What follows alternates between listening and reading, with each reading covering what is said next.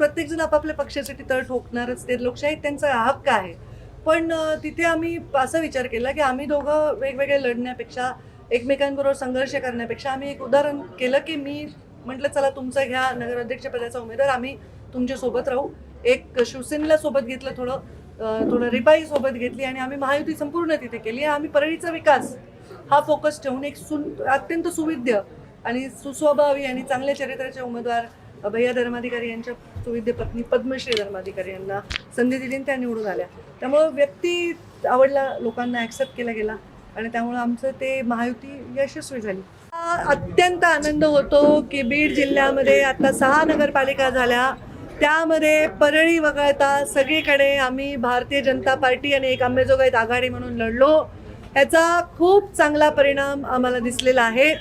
म्हणजे आम्हाला इतिहास निर्माण करता आला. जिथे आमचा आमदार नाही तिथे सुद्धा आमच्या बाळदादांनी, आमच्या गीताबाबींनी विजय मोठा घवघवीत मिळवून आणला आणि नगराध्यक्षपदाचे ते उमेदवार झाले आणि 16 हे त्यांनी तिथे नगरसेवक निवडून आणले.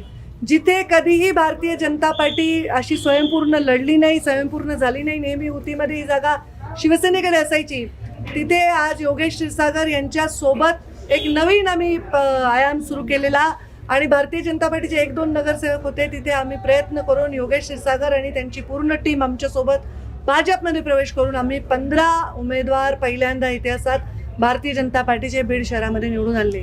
तसेच धारूरमध्ये 6 आमचे उमेदवार निवडून आले. अगदी थोडक्यात आमचं धारूरचं नगराध्यक्षपदाचा उमेदवार पराभूत झाले, पण त्यांनी लढत खूप चांगली दिली आणि खूप मतं घेतले. बीडमध्ये 32,000 मतं घेतले आमच्या कॅन्डिडेटनी, खूप मोठी आमच्यासाठी विजय आहे. तसेच परळीमध्ये सुद्धा आम्ही युती केली होती, महायुती केली होती. तिथे भाजप, शिवसेना, राष्ट्रवादी, रिपाई सगळे आम्ही एकत्र होतो आणि आम्ही तिथे भरपूर घवघवीत असं यश मिळवलेलं आहे. आणि अंबेजोगाईमध्ये जी आघाडी आम्ही केली होती त्याला पण नगराध्यक्षपदाचे उमेदवार आणि 11 उमेदवार निवडून आलेले आहेत. तर हे भारतीय जनता पार्टीची शक्ती पहिल्यांदा आपल्याला असं बघायला मिळेल. थोडं माजलगावमध्ये म्हणजे खरं काय झालं अचानक याचं आम्ही चिंतन करू, कारण आत्तापर्यंत झालं नाही. पण तिथे सुद्धा जिथे आमदार असून तिथे तुतारीची जागा निवडून आली आहे, घड्याळाचे आमदार असून, त्या घड्याळाचे आमदार असून गेवराईमध्ये सुद्धा भाजपची जागा आली आहे. इथे तुतारीचे आमदार असून सुद्धा इथे घड्याळाची आली. म्हणजे जर तुम्ही बघितलं तर इथे सत्तेमध्ये आम्ही विरोधी पक्षात असल्यासारखे आहेत आणि इथे सत्तेला जुगारून आम्हाला लोकांनी साथ दिली. तसं आम्ही महायुतीत आहोत, आमचे काही एकमेकांचे वैयक्तिक भांडण नाहीत. परत आम्ही शिंदे साहेब आणि अजितदादा परत आम्ही कॅबिनेटमध्ये एकत्र आहोत, आम्ही मंत्रालयात एकत्र आहोत, राज्यात एकत्र आहोत. पण बीड जिल्ह्यामध्ये भारतीय जनता पार्टीला आम्हाला विश्वास लोकांनी दाखवला, याबद्दल मी त्यांच्या मनापासून आभार मानते. आणि सेकंड इनिंग आमची सुरू आहे आणि ही झाकी आहे, जिल्हा परिषद अभी बाकी आहे असं मी या निमित्ताने सर्वात जास्त नगरसेवक आणि नगराध्यक्ष नगरपालिका भाजपचा आहे. भारतीय जनता पार्टी हा देशात नाही जगात नंबर 1चा पक्ष आहे. कारण जगात एवढे कुठल्याही पक्षाचे एवढे हे नाही आहेत, म्हणजे सभासद नाही आहेत. तसेच देशामध्ये 3दा प्रधानमंत्री झाले आमचे मोदीजी पूर्ण बहुमतानी, तर देशामध्ये सगळ्यात मोठा पक्ष आहे. बिहार आहे, UP आहे, हरियाणा आहे, राजस्थान आहे, मध्य प्रदेश आहे, दिल्ली आहे. आम्ही सगळीकडे बघा आपलं सरकार भारतीय जनता पार्टीचं आहे. गुजरातमध्ये तर आहेच आहे. आणि महाराष्ट्रात 3ऱ्यांदा मुख्यमंत्री झाले देवेंद्रजी फडणवीस.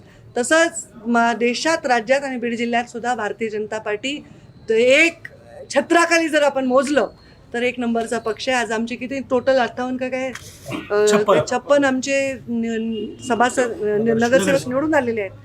तर आमचा स्थानिक स्वराज्य संस्थेमध्ये पण फार मोठा रोल बीड जिल्हा निभवेल असं मला पूर्ण विश्वास आहे. आपण जर पाहिलं तर बीड नगरपालिकेची निवडणूक मोठी पण आता त्या ठिकाणी भाजपचा विजय देखील झालाय. कसं पाहताय विजयाकडे? मी अत्यंत आनंदाने पाहते. वेगवेगळी समीकरणं मी नेहमीच करत होते. जर कसं आहे, थोडासा एकहाती कारभार असेल तर चांगल्या गोष्टी करता येतात. मागच्या वेळी पण मी जिल्हा परिषदमध्ये असे वेगळे समीकरणं केले होते जे कधीच एकत्र नाही बसत, असे लोक बसवले होते एकत्र. कारण शेवटी आमचं ध्येय काय आहे तर भारतीय जनता पार्टीची ताकद वाढवणं आहे. आणि त्या दोघांनी पण एकदम समंजस्याने काम केलं. दोघांनी खूप छान काम केलं एकत्र. सभा घेतल्या, एकमेकांना सन्मान दिला, एकमेकांच्या घरी आले. एक मॅच्युरिटीचं दर्शन हे पवार आणि बदामराव पंडित यांनी दाखवले आहे, आमच्या बाळदादांनी दाखवलेलं आहे. आणि मला वाटतं हे खूप चांगल्या भविष्याची, उज्ज्वल भविष्याची नांदी आहे. रडीचा डाव खेळण्यात आला कारण की बारासाहेब पवारांना 1 दिवस पोलीस कोठडी जी आहे ती देखील सुनावण्यात आलेली होती. त्यामुळे राष्ट्रवादीकडनं रडीचा डाव त्या ठिकाणी खेळण्यात आला होता. आता बघा, याच्यावर मी काही फार टिप्पणी करणार नाही, कारण आता आम्ही परत युतीत बसणार आहोत एकत्र. पण ह्याच्यावर काय बोलायचं आहे ते बाळदादांशी मी बोललेली आहे. आणि मी पूर्णपणे त्यांच्या बाजूने उभी राहिलेली आहे. आणि मला वाटतं इथून पुढे सुद्धा निवडणुका लढताना आपण विचारांनी लढलं पाहिजे, महिलांचा सन्मान केला पाहिजे. कोणत्याही पक्षाच्या असू, आमच्या गीता भाभी एक महिला म्हणून उमेदवार म्हणून जात असताना त्यांचा सन्मान समोरच्या पक्षाने करायला पाहिजे. आम्ही त्यांच्या पक्षाचा करू, आम्ही आत्तापर्यंत केलेलाच आहे. माझं आत्तापर्यंतचं वागणं हे कोणाही महिलेविषयी, कोणाही व्यक्तीविषयी वैयक्तिक द्वेषाचं कधी राहिलेलं नाही. तसेच टीम माझी आहे. त्यामुळं मला वाटतं की जे झालं ते झालं. आता त्यांनी पण विजय मिळवून त्याला उत्तर दिलेलं आहे. तो बीडमध्ये होता, परंतु ऐनवेळी तुम्ही वेगळी रणनीती अवलंबली आणि योगेश क्षीरसागरांच्या सोबतीनं बीडची निवडणूक लढवली, परंतु पराभव मात्र स्वीकारावा लागला या ठिकाणी. सर, हे पण राजकारणामध्ये पराभव होतो, विजय होतो. अनेक लोकांचा पराभव झालाच असेल, राज्यामध्ये प्रमुख नेत्यांच्या ठिकाणच्याही झाले असेल. पण मी तो पराभव म्हणून बघत नाही. मी बघते आम्हाला 32,000 मतं मिळाले. मी बघते आमचे 15 लोक निवडून आले. जिथे आम्ही 0 होतो, 1 होतो, कसं तरी एखादी सीट मॅनेजमेंट व्हायची, तिथे आज आमची स्वतःच्या जीवावर 15 निवडून आली. आमची शक्ती. आणि आम्ही इथे म्हणजे तसं बघायला गेलं तर सत्तेत नाही, भूमिकेत. मी 5 वर्ष संघटनेच्या कामाला राज्याच्या बाहेर काम करत होते. मी जिल्ह्याची मी महिना झाले, म्हणजे 1 वर्ष झाले मी मंत्री झाले, पण मी जालना जिल्ह्याचे पालकमंत्री आहे. तर त्यामुळे मला डायरेक्ट कार्यकर्त्यांना फार निधी किंवा बळ किंवा प्रशासकीय सुविधा पुरवता नाही आल्या. पण जनतेने मात्र आमच्या पाठीमागे आपलं आशीर्वादाचं बळ ठेवलं.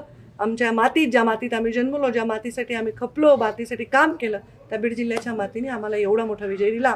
नगराध्यक्षपदाचा उमेदवार जरी थोडक्यात आमचा पराभूत झाला असेल, तरी आमचा एक सुविद्य, सुशिक्षित, अत्यंत सुसंस्कृत उमेदवार डावलल्याबद्दल भविष्यामध्ये मला नाही वाटत फार चांगलं आपल्याला प्रतिमा त्याच्यामधनं होईल. आता जोकासू STP या अत्याधुनिक जॅपनीज तंत्रज्ञानाने सुसज्ज, quick installation, energy efficient, noiseless blowers, low maintenance या आणि अशा वैशिष्ट्यांनी परिपूर्ण जोकासू STP तंत्रज्ञान प्रकल्प उभारणीपासून ते विक्री पश्चात समाधानकारक सेवा देणारी, भारताबरोबरच परदेशात देखील प्रकल्पांची यशस्वी उभारणी करणारी company Deccan water treatment private limited.